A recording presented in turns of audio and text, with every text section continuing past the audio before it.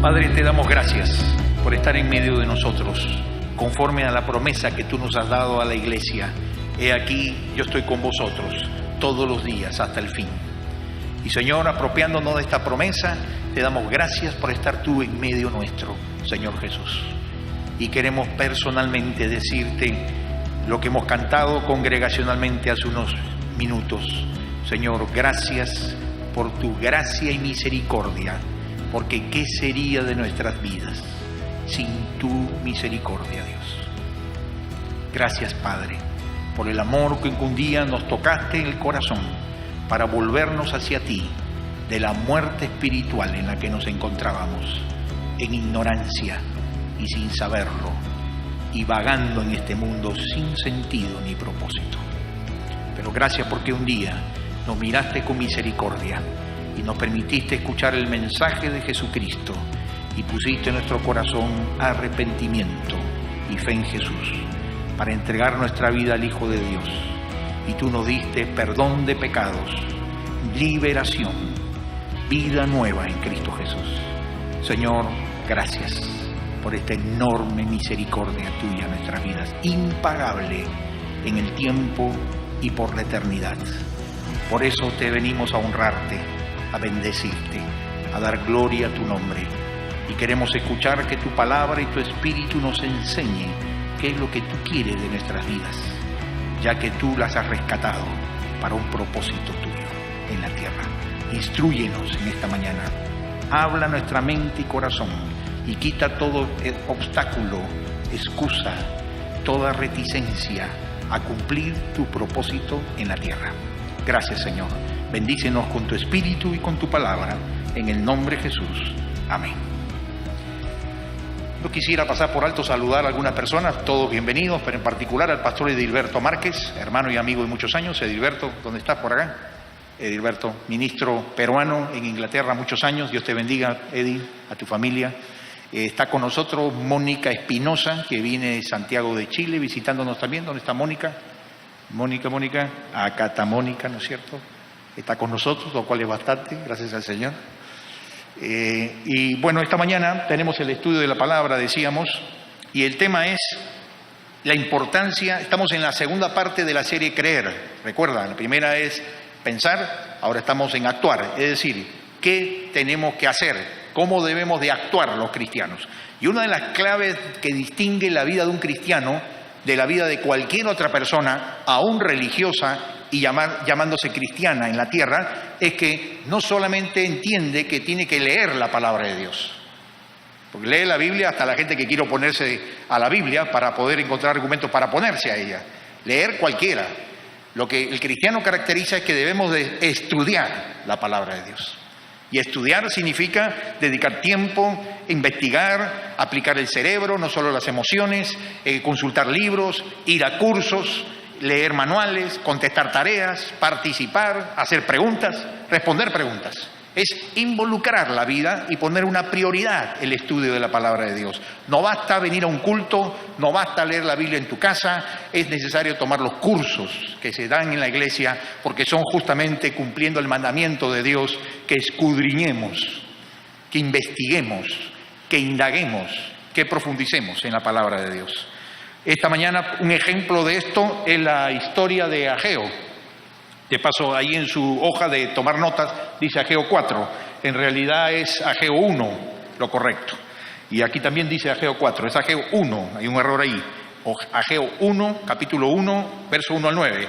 ¿Por qué tomamos el ejemplo de Ageo? Porque Ageo fue un profeta, permíteme explicarte brevemente, porque que te hablen de Ageo suena a marca y llanta, ¿no es cierto? Entonces hay que explicar un poquito de qué se trata. Ageo fue un profeta del Antiguo Testamento. En el tiempo, ¿en qué momento?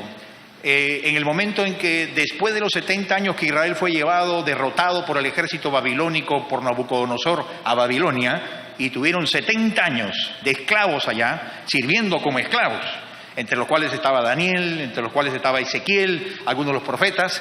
Luego de 70 años se cumple la profecía de Jeremías, que después de 70 años Dios de castigarlos, mandarlos como esclavos allá a Babilonia, los regresaría a su tierra Israel, y Dios lo cumple y regresa. Y en el tiempo de Ciro, rey de Persia, Nehemías, Esdras, Zorobabel encabezan ese retorno por grupos. y hay otros 3 libros de la Biblia, ¿no? Y comienzan entonces a recibir el primer mandato de Dios. ¿Cuál es?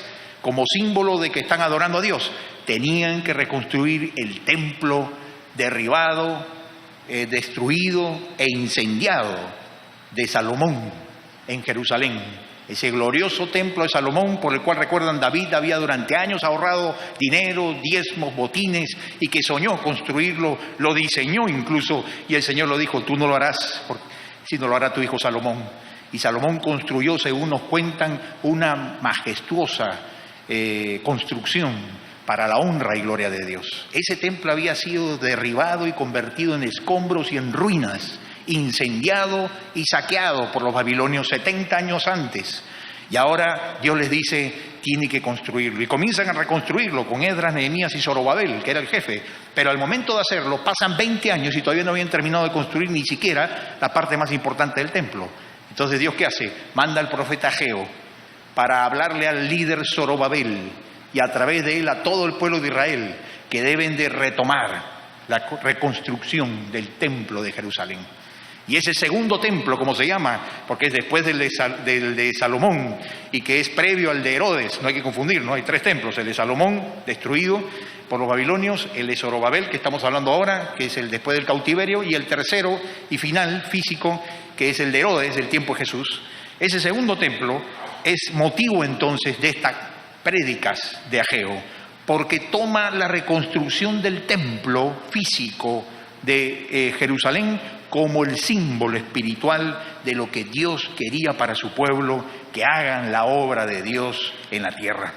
Por eso es bueno leer el pasaje y entender un poco esto que estamos diciendo antes de entender y leer este pasaje introductorio que dice: en el año 2 del rey Darío, en el mes 6, en el primer día del mes, vino palabra de Jehová por medio del profeta Ageo a Zorobabel, hijo de Salatiel, gobernador de Judá, y a Josué, hijo de Josadac, sumo sacerdote, diciendo: así ha hablado Jehová de los ejércitos, diciendo: este pueblo dice, no ha llegado aún el tiempo de que la casa de Jehová sea reedificada. Entonces vino palabra de Jehová por medio del profeta Ageo, diciendo: es para vosotros tiempo, para vosotros de habitar en vuestras casas artesonadas, y esta casa está desierta. Pues así ha dicho Jehová de los ejércitos: meditad bien sobre vuestros caminos. Sembráis mucho y recogéis poco. Coméis y no os saciáis. Bebéis y no quedáis satisfechos.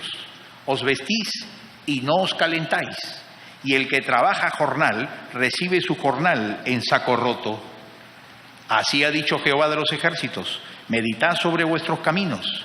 Subid al monte y traed madera y reedificad la casa, y pondré en ella mi voluntad y seré glorificado, ha dicho Jehová. Buscáis mucho y halláis poco, y encerráis en casa, y yo lo disiparé en un soplo. ¿Por qué? Dice Jehová de los ejércitos: por cuanto mi casa está desierta, y cada uno de vosotros corre a su casa. El Señor le está diciendo por Ageo a Zorobabel un mensaje muy claro.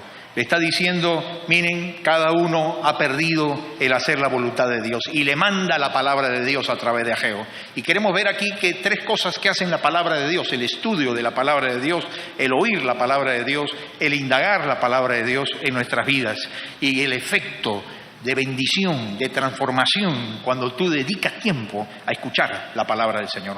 Lo primero que produjo la palabra de Dios a través de Ageo en el pueblo fue que pudieron entender cómo debían usar el tiempo correctamente.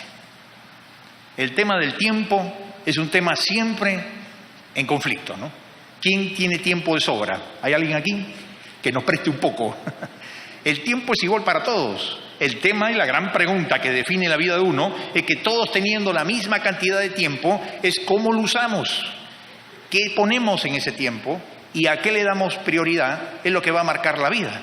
Porque todos, en el mismo tiempo que tenemos cada día, estamos teniendo las mismas oportunidades. Entonces el tema clave es cómo usar el tiempo correctamente. ¿Y quién es el que mejor te puede decir cómo usar este tiempo que la Biblia llama este breve tiempo de nuestra peregrinación aquí en estas sombras en la tierra en que vivimos? ¿Quién es mejor? Dios, que desde la eternidad está mirando si en la tierra, en el poco tiempo que tienes de esta vida, le estás chuntando a los propósitos de Dios o estás disparando a las nubes. O estás gastando tu tiempo en lo que no es de valor perdurable y no estás gastándolo, invirtiendo en lo que la misión para la cual Dios te puso en la tierra. Por eso es que cuando nosotros leemos la Biblia con este tema del tiempo, por ejemplo, recordamos que al leer la Biblia no solo el lector interpreta el texto bíblico que está leyendo, sino que el texto bíblico mismo nos interpreta a nosotros los lectores. ¿Entiendes eso? ¿Te has dado cuenta? Es decir, cuando uno lee cualquier libro, es el libro, la persona, el sujeto, la persona pensante, y el libro, cualquiera que sea, es el objeto de estudio, es el objeto. Cuando lees la palabra de Dios, solo con la Biblia ocurre algo que no ocurre con ningún otro texto en la tierra, porque es palabra de Dios.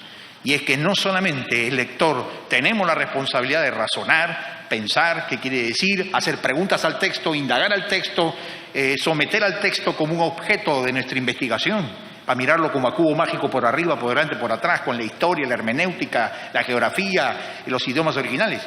Pero además la palabra de Dios actúa por medio de la obra del Espíritu Santo, haciendo de sujeto y nosotros del objeto de su estudio. Y la palabra nos examina, la palabra nos investiga, la palabra nos pone brújula y nos pone lupa y nos escanea y revisa los pliegues del alma, dejando al descubierto, revelando todas las cosas y los pensamientos y sentimientos más íntimos. Lo descubre en nuestras vidas. La palabra descubre al hombre, lo confronta al ser humano con Dios y con su tiempo y con el uso de su tiempo.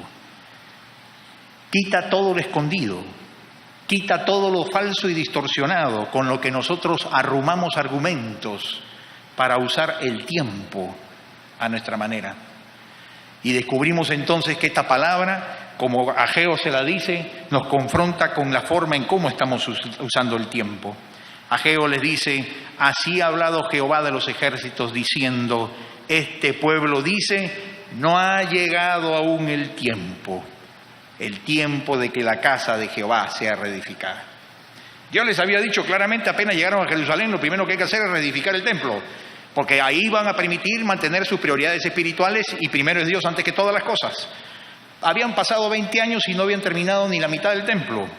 Y ellos, sin embargo, habían elaborado esta frase: no es el tiempo, todavía no es el tiempo adecuado, favorable, propicio para hacer el templo. Y yo, escuchando estas palabras, recuerdo lo que hoy día en nuestro tiempo, en nuestra época, escuchamos, ¿no? ¿Cuántas veces en nuestras vidas o en nuestro entorno vamos a escuchar esta excusa? Todavía no es mi tiempo. Ya me voy a entregar a Cristo, ¿no? Todavía no es el tiempo. Ya me voy a bautizar. Todavía no es el tiempo. Este momento, pastor, ¿sabe? Estoy pasando un momento especial en mi vida. No es el tiempo para servir. No es el tiempo para diezmar. No es el tiempo para obedecer. En este tiempo no puedo hacerlo. No es el tiempo para acercarse a Dios. No es el tiempo para cambiar actitudes. No es el tiempo para estudiar la palabra. ¿Has escuchado ese argumento muchas veces? Yo lo he escuchado muchas veces. No es el tiempo. Pero acá la palabra nos confronta, porque cuando el profeta le responde, ¿qué le responde a un pueblo que dice no es el tiempo? ¿Sabe qué le dice el Señor? Le dice: también vino esta palabra del Señor por medio del profeta Ageo y dijo: ¿acaso es el momento apropiado para que ustedes residan en casas techadas mientras que esta casa está en ruinas? ¿Qué le está diciendo el Señor? Le está diciendo, mira, dice que no hay tiempo, pero sin embargo sí hay tiempo para encargarte de tus asuntos. Sí hay tiempo para dedicarte a tus intereses. Sí hay tiempo para dedicarte a tu trabajo. Sí hay tiempo para dedicarte a tu comodidad. Sí hay tiempo para dedicarte a tu éxito, a lo que tú quieres. Para lo que no tienes tiempo es solo para Dios. Entonces el problema no es que no hay tiempo. El problema es que el tiempo es suficiente para todos. El problema es nuestras malas prioridades. Y ahí viene el segundo llamado que le hace Ageo. Ageo le dice de parte del Señor: pongan ustedes en orden. Un llamado a reordenar nuestras prioridades. Reordenar las prioridades. Porque vivimos en un mundo, hermano y amigo, que este es un mundo que todos los días constantemente te está chocolateando, moviéndote como a cubo mágico para que reordenes tus prioridades, pero según las prioridades de este tiempo y de este mundo, en el que lo eternal, lo espiritual, lo inmaterial, Dios, tu familia, las relaciones personales, tu carácter, tu santidad, la justicia, la honestidad, no tienen lugar ni son importantes. Y en la medida en que nos vamos cediendo a la tentación de la maquinaria implacable del día a día y no tenemos prioridades con Dios, el tiempo según este mundo se va tragando las prioridades del tiempo según Dios, que Él quiere que tengamos en nuestras vidas. Por eso es que una de las batallas del cristiano, y al que la palabra de Dios constantemente nos llama, ¿no es cierto?, como si fuera a través de un gong o una trompeta, es a constantemente revisar tus prioridades, constantemente cada semana revisando tus prioridades, poniendo en orden las prioridades como Dios quiere, porque si no, no vas a alcanzar las metas. Y esto es lo que le dice justamente Ageo al Zorobabel, al pueblo, le dice: ustedes esperan mucho, pero cosechan poco. Lo que almacenan en su casa, yo lo disipo de un soplo. ¿Por qué? Porque mi casa está en ruinas, mientras ustedes solo se ocupan de la suya, afirma el Señor Todopoderoso. ¿Qué era el problema? Prioridades perdidas. Y aquí construir la casa de Dios, recordemos, no significa solamente construir el templo, porque reedificar el templo en realidad es un símbolo de lo que era poner a Dios en primer lugar. El propósito de Dios es que no solamente construyamos templos, más importante que eso, Dios quiere restaurar vidas, Dios quiere reedificar familias, Dios quiere que las relaciones tuyas... ¿Qué significa hacer la obra de Dios y poner primero la obra de Dios? Es que seas el esposo que Dios quiere que seas, que seas la esposa que Dios quiere que seas el joven, el profesional, que tengas las relaciones con los que te rodean, con el Señor al medio de estas relaciones. No movido por el impulso de tus sentimientos, de tus pasiones, de tu desorden, sino en las prioridades del Señor. Y esto significa de poner al Señor en medio de toda relación interpersonal. Significa poner prioridades y hacer la obra de Dios. Lo mismo que Dios le pedía a través de Ageo al pueblo de Israel, hacer la obra de Dios, es poner al Señor primero, y tu carácter y tus relaciones sean Jesucristo gobernándolas. Y eso es lo que necesitamos en estos días, de paso en tiempo de elecciones en el Perú, ¿no? Qué tristes elecciones que tenemos en el país, hay que decirlo, porque creo que es voz populi para todos, ¿no? Si los medios de comunicación no creyentes lo dicen, cuánto más la Iglesia.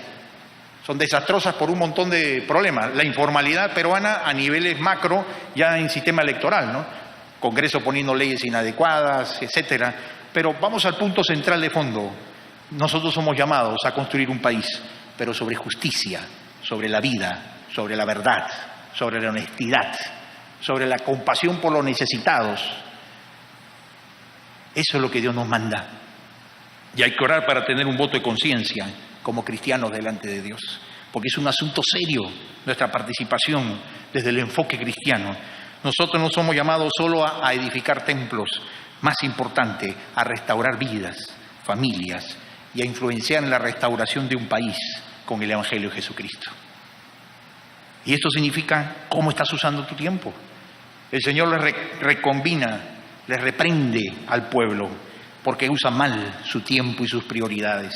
Y fíjate el alto costo de las prioridades erradas que trae nuestra vida. Cuando tenemos prioridades equivocadas, no solamente se va a quedar eso en un papel o en una agenda, ahora que están de moda, sino va a quedarse en tu vida. Van a haber consecuencias tristes cuando vienen prioridades erradas. Dice así el Señor: meditad bien sobre vuestros caminos, sembráis mucho y recogéis poco, coméis y no os saciáis, bebéis y no quedáis satisfechos, os vestís y no os calentáis. Y el que trabaja jornal recibe su jornal en saco roto, es decir, le sirve para muy poco. Y el problema no es el económico, no es el material. Acá están sembrando, comiendo, bebiendo, vistiendo y trabajando y recibiendo jornal. ¿Cuál es el problema? ¿Te ha pasado a ti a veces, aquí dice el profeta, cuando trabajas y no tienes satisfacción en tu vida? ¿Te ha pasado de que tienes las necesidades básicas con esfuerzo, pero no hay contentamiento en tu corazón, no hay contentamiento por la vida, hay una tristeza, hay una sequedad en el alma, hay una tristeza profunda, una falta de sentido. Tal vez tienes otras prioridades que están alejadas de Dios, que son éxito primero antes que Dios y hacer su obra, comodidad antes que Dios y hacer su obra, trabajo antes que Dios y hacer su obra, y entonces no tendrás satisfacción en lo que haces. ¿Por qué? ¿Es un castigo de Dios? No, es la ausencia de Dios la que se convierte en el castigo que nosotros mismos nos infligimos por apartarnos del Señor y caer en esta maquinaria de trabajar. Aún podemos en la iglesia caer en esto. En la iglesia podemos tener la actividad de estar asistiendo, de estar apoyando, pero si no estás haciendo la obra de Dios, que es primero tu relación con Dios, tu relación en paz y amor con la gente, tu carácter en limpieza de corazón, aún el servicio a Dios se puede convertir en un trabajo sin contentamiento, sin satisfacción y sin honrar a Dios. Por eso es que Ageo termina diciendo, hay que volver al llamado de Dios. Necesitamos responder. Y el pueblo de Israel, cuando escuchó este mensaje, respondió, gracias a Dios. Respondió a volver a hacer la obra de Dios. Es interesante que entonces Zorobabel, motivado por Ageo, Zorobabel escuchó la palabra de Dios, indagó en ella, y Zorobabel entonces dice que, y todo el resto del pueblo obedecieron al Señor su Dios. Es decir, obedecieron las palabras del profeta Ageo, a quien el Señor su Dios había enviado, y el pueblo sintió temor en la presencia del Señor. Entonces Ageo, su mensajero, comunicó al pueblo el mensaje del Señor. Yo estoy con ustedes, yo el Señor lo afirmo. Qué tremenda la respuesta de Dios, ¿no? Cuando respondemos a Dios, hermano y amigo, Dios responde a ti. Si no hay respuesta de Dios hacia ti, pregúntate si tú estás respondiendo a Dios en primer lugar, a lo que Dios te está pidiendo. Porque cuando respondemos a Dios, Dios se vuelve de todo su corazón hacia ti para bendecirte y restaurarte y perdonarte y volverte a poner prioridades correctas. Cuando tu actitud está dispuesta a cambiar, cuando cambiamos nuestra actitud y dejamos de ceder a la tentación de las prioridades alejadas de Dios, éxito, comodidad, dinero, trabajo, antes que hacer la obra de Dios con todo lo que significa, Dios responde a esta actitud de obediencia. No es que tenemos que estar perfectos en ese momento, pero la actitud de enmienda, la actitud de cambio, Dios la ve. Y como ocurrió aquí con Zorobabel, dice que obedecieron las palabras de Dios y el pueblo sintió temor en la presencia del Señor. Esto es lo que siempre tendría que pasar, hermanos y amigos, en nuestra vida personal y en la iglesia para mantenernos en vida espiritual y no perdernos en el tiempo de las cosas materiales. Es cada vez que oímos la palabra de Dios, nuestro corazón debe sentir el temor de la presencia de Dios y de decir, Señor, tú me has hablado en esto. Sí, Señor, me entristece escuchar que no estoy cumpliendo lo que tú quieres. Ese temor, esa tristeza, ese temor reverente de decir, sí, Señor, acepto que tu palabra me está corrigiendo en esto y voy a obedecerte y me humillo y te pido perdón y dispongo a cambiar mi actitud. Eso es lo que Dios espera de su pueblo y de cada hijo e hija de Dios en todo tiempo para seguir bendiciéndonos. Y cuando eso ocurre, entonces, ¿qué pasa? Lo que hizo Zorobabel, de pronto tomó conciencia de la presencia de Dios. Como se había arrepentido, el Espíritu de Dios de nuevo podía tomar plena manifestación en su vida, porque el Espíritu Santo puede ser alejado de nosotros, aunque more en nosotros, por causa de nuestros pecados y de nuestras desobediencias. Y ocurrió lo mismo en Zorobabel, vino la presencia de Dios manifestándose más claramente. Y ¿sabes qué precioso es cuando tú has orado, has sentido temor, has respondido a la palabra, has dicho sí, Señor, y como resultado ves la presencia de Dios de nuevo retomando control y su despliegue maravilloso en nuestro trabajo, en nuestras relaciones personales, en nuestro presupuesto, en nuestra vida, con nuestros hijos, en nuestro corazón? Cuando la presencia de Dios se manifiesta, todo cambia. Cuando la presencia de Dios no se puede manifestar porque no hemos respondido a Dios o no hemos cambiado de actitud, nada cambia. Y seguimos en lo mismo. en saco roto guardando, sembrando sin cosechar, abrigándonos sin calentarnos, trabajando sin contentamiento, bebiendo sin satisfacernos. La vida se vuelve hueca y vacía sin la presencia de Dios resultante de la obediencia a la palabra de Dios. Esa es la realidad.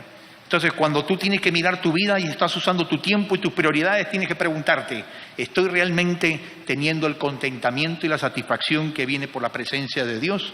¿O estoy olvidando que no es en el corre-corre de la vida que voy a conseguir más cosas, sino que es en primer lugar escuchando su palabra, teniendo temor de ella, para que su presencia se reafirme en nuestras vidas? Y entonces, ¿el resultado cuál fue? El resultado fue, dice, y despertó Jehová el espíritu de Zorobabel, hijo de Salatiel, gobernador de Judá, y el espíritu de Josué, hijo de Josadac, los dos líderes, Zorobabel el líder político, Josué el líder religioso. Los dos fueron despertados por el espíritu de Dios cuando respondieron a la palabra de Dios. ¿Y cuál fue el resultado? Y el espíritu de todo el resto del pueblo, y vinieron y trabajaron en la casa de Jehová de los ejércitos, su Dios. Y después de 20 años de haber estado detenido el templo en su construcción, y ellos preocupados por el asunto personal, por sus casas, por sus trabajos, por sus jardines, por sus mascotas, por sus hijos, por sus paseos, por sus cosas, comenzaron a darse cuenta que por ahí no estaba la satisfacción, habían logrado todo eso y sentían que no tenían nada. Dijeron, nos hemos equivocado, hay que poner primero la prioridad en el Señor. Y de ahí viene la luz, la paz, la bendición y el sentido de la vida. Y de ahí viene el propósito para nuestras vidas. Ese es el orden de Dios, poniéndolo a Dios en el centro. Si no está Dios en el centro, todo pierde sentido y significado. Y entonces dice que despertó el Espíritu de Dios. Qué tremendo, ¿no? Porque cuando uno se acerca a Dios, Dios despierta nuestro espíritu. ¿Por qué despierta nuestro espíritu? Porque se había adormecido. Este sistema en el que vivimos acá afuera es un sistema que adormece. Es como que te ponen una hamaca y estás diciéndote, duérmete niño, duérmete ya. Todos los días te estás adormeciendo en el espíritu. Y tenemos que ser despertados por la vibrante palabra de Dios, por el espíritu que hinca nuestro espíritu y nos comienza a sacudir para ver la realidad de cómo es la vida, no como la cuenta el sistema, sino como la ve Dios, que es la verdadera visión de la vida. Y es interesante porque entonces dice la historia que ellos comenzaron a reconstruir el templo del Señor en Jerusalén. ¿Y saben qué pasó? El templo fue reconstruido en unos pocos años, completamente, al poner la prioridad. ¿Y saben qué es lo interesante? Investigando un poco este tema, es que este templo de Zorobabel, mucho menos majestuoso, mucho menos grandioso que el de Salomón, y ni que se diga a la majestuosidad y grandiosidad del templo de Herodes, del tiempo de Jesús, que vino después, porque con eso fue usado con las arcas del Imperio Romano para congraciarse con el pueblo romano. Este fue el templo más humilde y diríamos nosotros medio feo comparado con el primero y el tercero. Pero este templo, lo interesante es que cuando se juntó el pueblo de Dios para construirlo, este templo duró 500 años. Duró más tiempo que el templo de Salomón y que el templo de Herodes, con todas sus grandezas. ¿Y qué nos enseña esta historia? Que cuando el pueblo de Dios responde a la palabra de Dios y se ponen juntos a hacer la obra de Dios, el efecto generacional, el impacto sobre las siguientes generaciones, porque fueron 500 años, ese templo estuvo sirviendo, dando gloria a Dios, bendiciendo a gente, sacerdotes instruyendo la palabra, hasta que finalmente vino Herodes y comenzó a derribar este templo para reconstruir nuevamente el templo, haciendo el de Herodes, mucho más majestuoso, pero el que fue el que menos tiempo duró.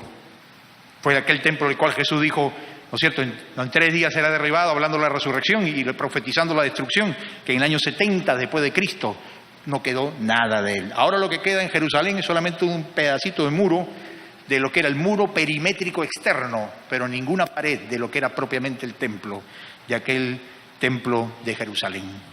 Este templo, sin embargo, duró 500 años. ¿Qué me deja enseñanza esto? Cuando el pueblo de Dios despierta, cuando el pueblo de Dios hace la obra del Señor, cuando el pueblo de Dios oye la palabra, nos arrepentimos, ponemos prioridades y servimos juntos, el impacto de lo que tú puedes hacer ahora, aún después de muerto, puede todavía bendecir a las siguientes generaciones, trascender el tiempo, porque lo que hacemos para Dios tiene valor eternal, y no solamente para esta generación, ni para los que estamos acá, sino serán bendecidos por la obra del Señor en tu vida y en la iglesia, en la tierra, tus hijos, los hijos de tus hijos, y hasta que el Señor venga. ¿No vale la pena hacer la obra de Dios, hermano? Ninguna cosa dura tanto como la iglesia de Cristo y el reino de Dios.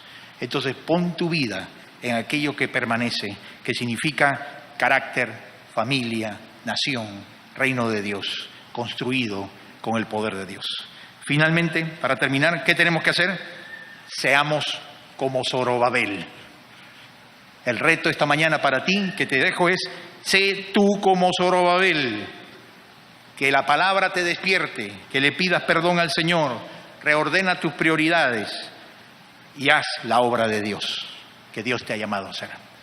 Y permite que tu vida, pequeña como la mía, en granito de arena en el tiempo, se junte a la obra eterna de Dios y trascienda las generaciones para la gloria de Dios. ¿Qué tal si le pedimos al Señor eso? Nos dé ese privilegio de participar de su obra de esta manera. Vamos a orar. Señor bendito, tú eres Dios poderoso y Dios misericordioso. Te rogamos, Señor, que nos ayudes a reordenar nuestras prioridades.